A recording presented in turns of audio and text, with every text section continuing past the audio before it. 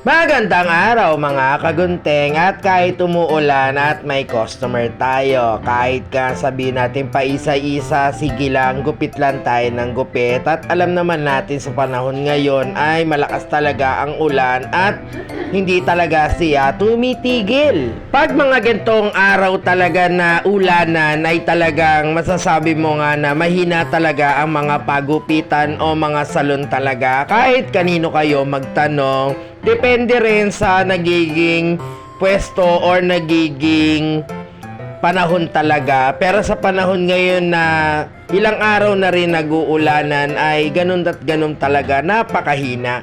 Kaya nga sabi nga, pag nagkaroon tayo ng customer, swerte na rin talaga. Etong customer ko na rin nito ay isa ko na rin kaibigan at regular customer ko na nga dito sa aking pagupitan.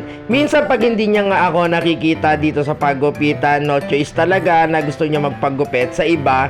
Kasi nga, minsan talaga sa mga customer ay naiinitan o naiirita na nga na gusto na nga talaga magpagupit. At doon ay hindi tayo pwedeng magalit o no choice talaga. Kailangan talaga minsan ay nasa loob lang talaga tayo ng pagupitan. Kaya nga sabi nga, pag ganyan talaga na regular customer talaga na dapat nasa pagupitan ka. Kaya nga pasensya na mga customer ko at mga kagunting, minsan talaga napapagala si kagunting ninyo at hindi nga alam kung paano, kung saan minsan napupunta kasi nga minsan may nag-aaya, minsan nga ay nababagot lang talaga ako dito sa aking pagupitan, kaya minsan ay umiikot-ikot din ako, 'di ba? Kahit kayo naman, kailangan din talagang magpa-refresh ng kanyang mga utak. Ganon, kung may utak ka.